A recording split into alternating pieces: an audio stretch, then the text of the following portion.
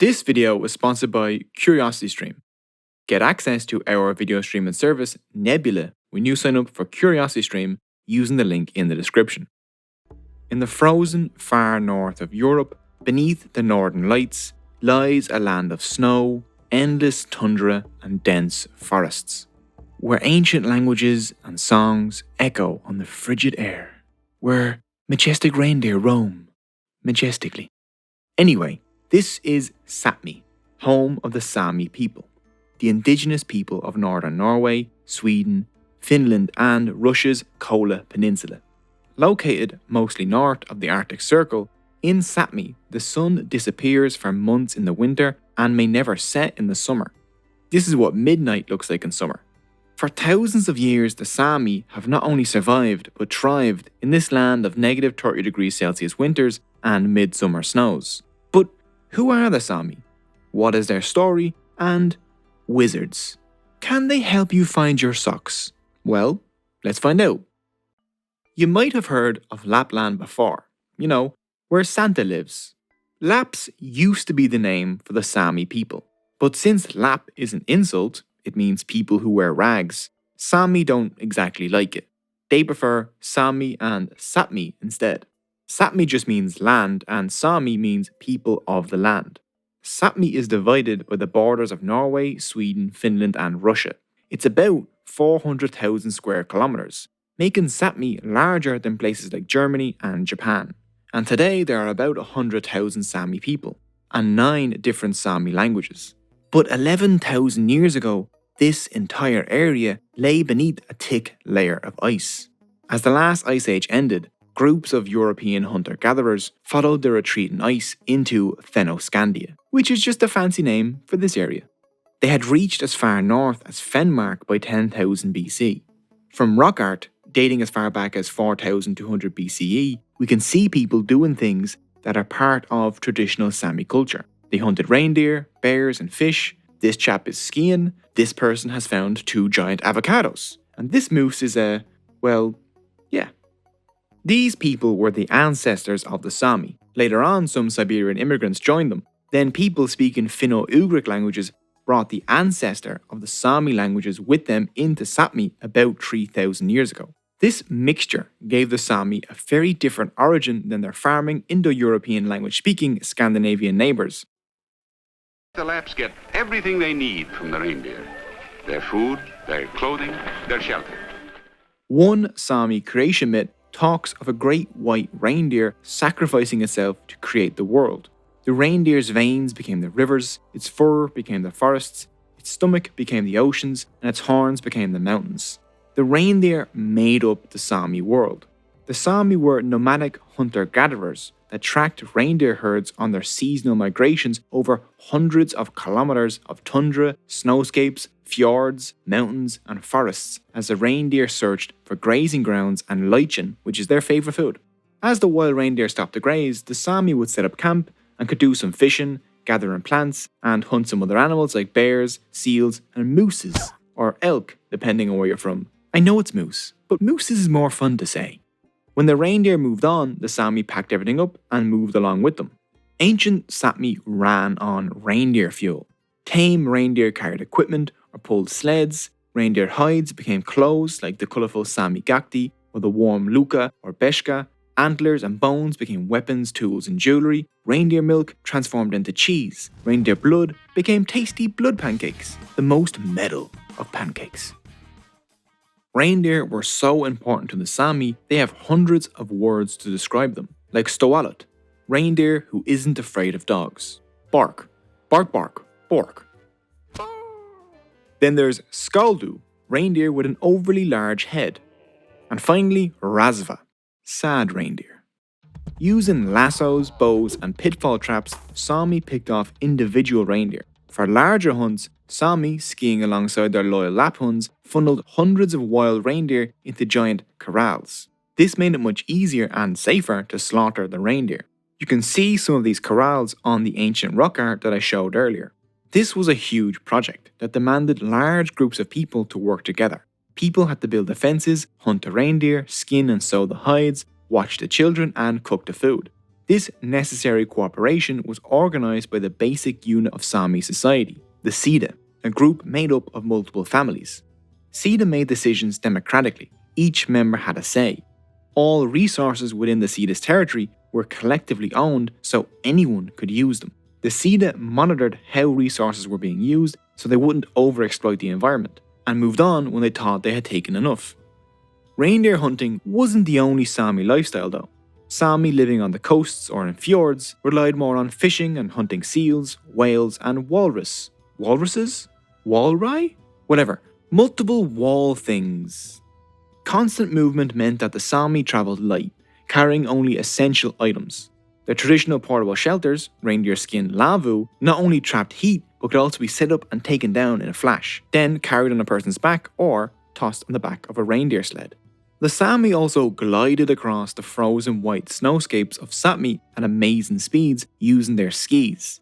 This let them hunt over huge distances and push animals into traps. The Sámi have been skiing for well over 5,000 years and were some of the world's first skiers, probably teaching it to the Scandinavians. They were such famed skiers that the Hereford Mappamundi from 1300 CE shows us one of the first images of the Sámi from Europe, and it shows them on skis. This map is also just hilarious. Like, what is this? Seriously, go have a browse. The link is in the description. Attached to their skis were special Sámi boots called nutikas, or something that sounds similar to that I can't say properly. These soft reindeer hide boots were stuffed with straw to keep feet warm in bitter, sub-zero temperatures. And those little curved toes right at the end there, they're for slipping under ski straps so they don't slip off your feet. During the first expedition to cross the frozen interior of Greenland in 1888, the Norwegian team had to bring 2 Sámi along with them for their skiing skills and expertise in travelling across such a frozen environment, and the expedition used Sámi boots. The Sámi religion revolved around animism. Sámi animism accepted that everything, plants, rocks, trees, animals, they all had their own spirits, lives and languages. Nature was alive and sacred. It was a giant web where everyone had a particular role and was interconnected. This gave the Sámi a deep connection to the land because they considered themselves to be a part of it. A lone Sámi walking in a dense, dark forest under the flickering northern lights knew they were never truly alone. The trees, the animals, the rocks, the rivers were aware. They could feel, they could be offended, and they must always be honoured with proper respect. Natural sites like mountains, springs, oddly shaped trees, and boulders were worshipped. These were called Sidi. Sámi made sacrifices and performed rituals at Sidi to show how grateful they were for everything that they had received. This worldview dictated that animals should not be overhunted, entire forests should not be chopped down, and the Sámi should leave no trace on the environment. Their mindset was not to only think of themselves, but the next 2, 3, or 4 generations. The Sámi also had a special relationship with the sun, which is understandable since it disappeared for months at a time in the polar night winters and then never set in the midnight sun summers. So Beive, goddess of the sun, was one of their most beloved gods. Today, many Sámi still refer to themselves as children of the sun. The Sámi divided their universe into 3 separate worlds. The upper world was the warm, sunny world of the gods. The middle world is the home of humans and animals. And the third world is the deep, watery underworld, associated with death and others, for some reason. This is the second time on this channel a religion has given special spiritual significance to otters. Did ancient people know something about otters that we don't know? Are the cups magical? Sámi culture had a special position for humans that could travel between the 3 worlds. They were the shamans, known as Noide. Male or female Noide acted as the priests and doctors of the Sámi. They performed all the important rituals and sacrifices. These Noide used deep meditation and trances to travel between the worlds. The Noide fell into a trance using drums, chanting, and Amanita muscaria mushrooms. In their trances, Noide spoke with spirits or animals and asked for their help. They could possess animals like bears and reindeer, and they could predict weather and animal migrations, and they could help people find lost reindeer or objects. I can't find my socks anywhere. Do you know where they could be? Your dog ate them. It was your dog. He ate them. I knew it.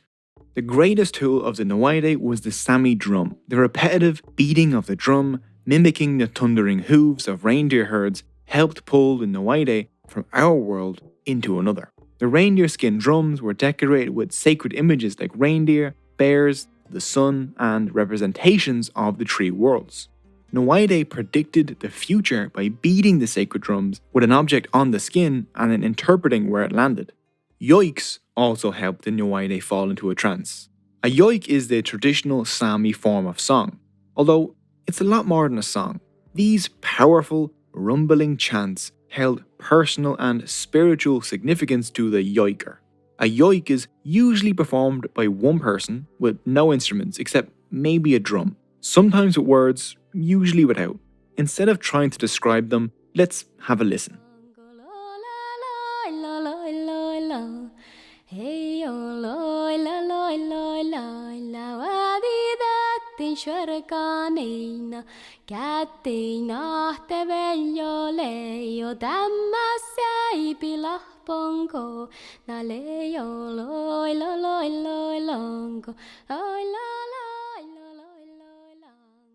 People, places, animals, and even landscapes could be yoiked. But a yoik isn't about a person or place.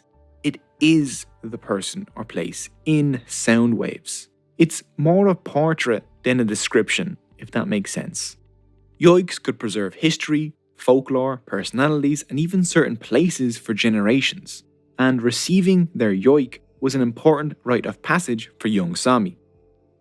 During the Viking Age, Sámi and their Norse neighbours interacted a lot. The Norse saw the Sámi as expert hunters, incredible skiers, and powerful wizards. The elves, dwarves, trolls, and giants of Norse mythology may have grown out of the contact between the Norse and the Sámi. The skiing, reindeer chasing master smith of Norse mythology, Wayland, was part Sámi. In the legends, he forges these powerful magical rings, which may have influenced a certain Norse-obsessed Tolkien and his Lord of the Rings. The Norse believed the Sámi Noide were so magically powerful, we actually have records of Norse sailors sometimes buying wind from the Sámi. The Sámi became invaluable to the Norse, Slavic, and Finnic traders pouring into Fennoscandia during the Viking Age, because they were one of the only sources of exotic Arctic goods like reindeer, walrus, beaver, otter, whale, and Arctic bird feathers, along with strong boats and winter clothing. Sure, the word for walrus in French, Spanish, Russian, and other European languages comes from the Sámi word for walrus, morsa. Trade between the Sámi and non-Sámi was friendly and mutually beneficial, but this didn't last forever. Finnish people had been arriving in Finland for centuries, but around 1000 CE, they began to force the Sámi further north, and Finnish took over Sámi as the main language in Finland. Around the 13th century, Sweden started demanding tribute from the Sámi. Later, the Norwegians and the Russians followed suit. At times, the Sámi had to pay tribute to 3 states at the same time. The Sámi stood little chance against these empires. Their way of life was based around pooling resources for the community's survival, not waging war. We actually have no record of the Sámi ever going to war. The rising nation-states in Fennoscandia soon realised how rich Sapmi was, with its open land, its furs, its fish, its minerals, and its timber. They scrambled to colonise this area for themselves. Now, whether Santa Claus and his elves took part in this colonial aggression is unknown, but I think he did. In the 1500s, the Swedish king, Gustav Vasa, declared the land of the Lapps belonged to God, to us, to the Swedish crown, and to no one else. Then in 1673, Sweden promised its subjects 15 years of freedom from taxes and military service if they colonised Lapland. Settlers competed with the Sámi for wild reindeer and fishing waters. Seeing the wildlife as nothing more than commodities, the settlers took much more than they needed. Within centuries of European settlers pushing the Sámi off their lands, the moose was on the brink of extinction, and in Sweden, beavers went extinct. They had to be reintroduced in the 1920s. During the 16 to 1700s, reindeer populations plummeted as the empires demanded more and more hides from the Sámi. The Sámi saw reindeer extinction as inevitable unless something changed. So, Sámi Sidas started to domesticate their own herds. This guaranteed a supply of reindeer. Skiing alongside their herds, they would protect them from hunters and predators, move them across Sapmi seasonally to grazing grounds, and monitor their health. They cut their ears to show which Sita owned them and would corral hundreds of deer for the annual slaughter. Herding is much more work than hunting, but by adopting nomadic reindeer herding, the Sámi could pay their tribute and save the reindeer. Now, not all Sámi did this. The ones on the coast still relied on the sea, and some Sámi assimilated into the settler culture and became farmers. As the colonization of Sapmi intensified during the 1700s, legions of Christian missionaries were dispatched to Sapmi with orders to convert Europe's last pagans. Yoiking was outlawed under penalty of death. The Nuaide were accused of being evil witches that conspired with demons. The Christians toppled the ancient sacred stones, they defiled the holy springs, they levelled ancient forests, and they set thousands of Sámi drums and thousands of Nuaide on fire. By the 19th century, the Nuaide, the human archives of Sámi folklore and culture, were erased. Drum time was over, ending Europe's longest-lasting shamanistic religion. From the hundreds of thousands of Sámi drums that once existed, only about 70 remain today. With the Sámi converted, language was next. Beginning in the 1800s, thousands of Sámi children were taken to church or state-run boarding schools. Their Sámi names were replaced with more pronounceable Scandinavian names. They had to stop being Sámi, to stop talking Sámi, to stop wearing Sámi clothes, to stop everything and become Swedes or Norwegians or Finns or Russians. Once sent home, the children knew the nation's language more than their own, putting the Sámi language on a path to extinction. Some Sámi were shipped off to human zoos in Europe. Nordic race scientists robbed Sámi graves and measured their skulls to prove their inferiority, and in Norway and Sweden, Sámi women were forcibly sterilised up until the 1970s. It was, to put it lightly, a bad time. But after centuries of forced assimilation, the Sámi continued fighting to preserve their languages and culture. They refused to let their children learn about their culture in a museum. The boarding schools finally closed around the 1960s. Now, the Sámi were ready for a revival. They just needed a spark. In 1970, Norway announced plans to construct a dam on the Alta River in Sápmi. This would kill the river, flood a Sámi village, and destroy reindeer grazing grounds.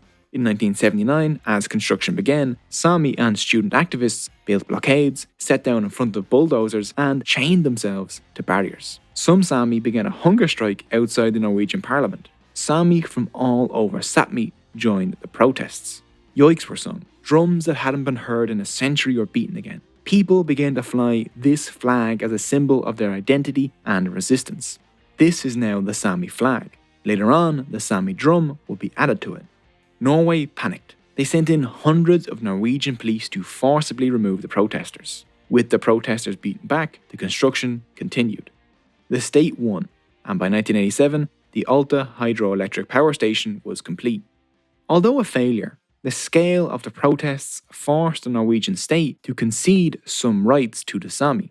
The Sámi Act of 1987 recognised the Sámi as the indigenous peoples of Sápmi. Sámi parliaments have now been set up in Finland, Norway and Sweden to oversee Sámi matters, although the parliaments still don't have that much power. Alta united the Sámi community and started a cultural renaissance. Sámi languages, once spoken only by the elderly, are now taught to children in Sámi language nests. Today there is a Sámi theatre, a growing amount of Sámi literature, along with Sámi media and radio. The opening song to Frozen, billion-dollar Disney movie, contains a yoik, and Frozen 2, which is available in Sámi, has a plot based on the Alta River controversy. The audience favourite at Eurovision 2019 was Norwegian group Kino, whose song contained what can only be described as an absolute yoik banger. Today, only about 10% of Sámi still herd reindeer. Armed with all-terrain vehicles, snowmobiles and Instagram, they live lives as modern as the rest of Europe. Oslo is now home to the largest population of Sámi, and since herding is economically unviable for most Sámi, there is a growing consensus that a Sámi is a Sámi even without reindeer. It's culture, language and identity that make a Sámi. Controversies like Alta still cause tensions between the Nordic nations and the Sámi. Giant mining, fishing and logging corporations gutted the mountains, cut the forests, polluted the rivers and lakes of Sápmi. As Sweden advertises itself as a forward-looking green economy, it builds giant wind farms across Sámi land, destroying reindeer grazing areas. Right now, the Arctic is warming twice as fast as the global average. Drought and wildfires are happening within Sapmi. After 60 years of massive corporations clear-cutting Sapmi forests, 71% of the lichen-rich lands are gone. The reindeer are once again facing extinction. The Sámi survived here for 10,000 years. Now they are a voice crying in the wilderness, sounding the alarm on climate change. Climate change is a real threat for me, my family, for my people, and everyone who is living in the Arctic, but also in every place in the whole world. Without winter, snow, and cold decrease, we don't exist. We will also vanish. So when the Arctic is melting, we are also melting, and my culture is melting. Sámi have travelled to Europe, the Amazon, and even Wet'suwet'en territory in Canada to push for Indigenous people's rights and climate action, stating, "The land is us, and we are the land. We are here to stand in solidarity with our Indigenous relatives, and we call on you to have our backs." Today, a new set of challenges faces the Sámi, but the Sámi, nurtured by the cold north, are used to long periods of darkness because they know that eventually the sun will rise again. The Sámi aren't going to let Sapmi go without a fight. If you want to join them, there are links to Sámi projects and charities in the description, along with some more yoik bangers. If you'd like to know more about the Sámi environment or the Arctic in general, I can highly recommend Real Science's video, Invisible Polar Bears and Other Arctic Adaptations, over on Nebula.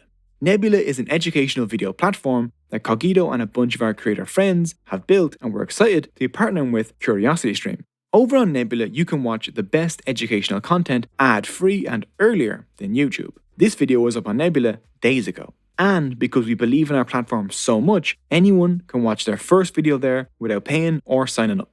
On Nebula, creators can also experiment with all kinds of new and exclusive stuff without having to worry about YouTube's quirks like demonetization or the algorithm. Right now, over on Nebula, some creators are putting up extra long videos, uncensored videos, exclusive video content, and others have created entirely new Nebula original video series and podcasts. Take, for example, Low Spec Gamer's new Nebula original on how some Venezuelans are surviving their nation's economic crisis by playing RuneScape for cash. I didn't know that was a thing. It was super interesting to watch. Everyone should watch it.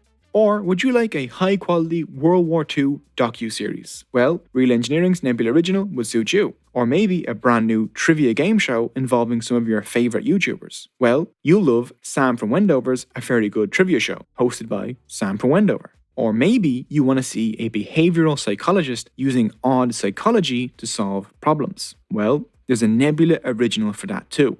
Nebula is providing creators with a space and the funds to create original, independent and smart content that I know viewers of this channel will love. That's why I'm happy to be a part of it.